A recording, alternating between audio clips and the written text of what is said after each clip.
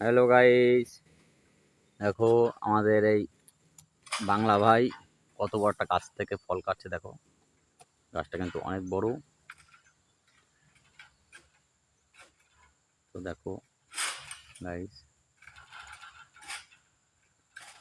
একজন কেটে গেছে, ফলগুলো কাটতে পারেনি, সে রেখে চলে গেছে, আমরা কাটছি এগুলো। দেখো গাইস,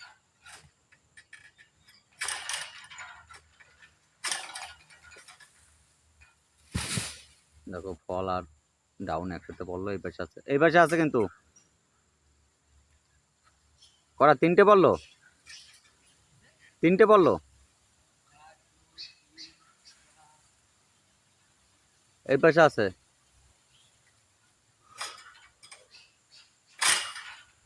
এ বানর আছে কিন্তু, টিফিন মিফিন সাবধান। তারপর গাইস, এই জঙ্গলের মধ্যে ঢুকে এখন ফল কাটতে হবে। এখন এই জঙ্গলে ঢুকবো, গিয়ে ওই গাছের ফল কাটবো। কি মিনুম খাবে? মিনুম খাবে কিন্তু ওই তো খাবে না, টিফিন নিয়ে গেলে সমস্যা।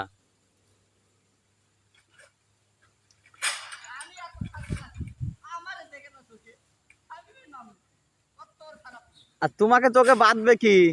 তুমি তো চায়না হয়ে গেছো, চোখ একখান ছোট হয়ে গেছে। এক চোখে দেখে বলছে পাইপ দেখানি। তো গাছ দেখো, গাছটায় 4টে ফল দেখা গেছিল, এই নিয়ে 6টা ফল হবে। গাছটা থেকে 6টা ফল কাটা হচ্ছে, 6 সপ্তাহ হয়ে যাবে। ওকে কালকে বল্লায় কামড় দিয়েছে, আমি একটু জুম করছি।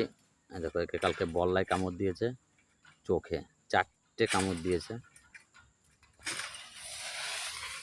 তাই গাছে প্রচণ্ড বল্লা থাকে।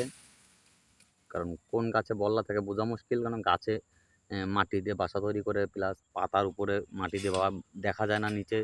এই যে এইসব পাতার নিচে থাকে, ফল কাটার সময় বোঝা যায় না, দেখা যায় না, যার কারণে বল্লার কামড় খেতে আমাদের প্রচুর। সাপ তো থাকেই, সাপের কথা তো ছেড়েই দিলাম। আর এই যে আমাদের কাটিং ম্যান ওই একজনের, যে লাল গেঞ্জি পরা, আর ওই যে তলা ম্যান, আমি কাটি, প্লাস এই ভাইও কাটে।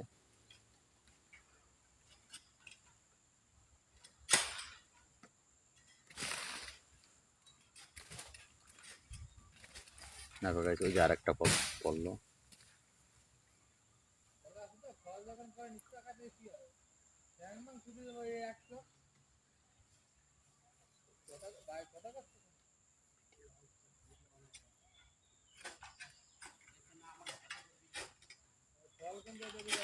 দেখো গাইস, এবার এই পাশে একটা আছে, ওটা কাটছে।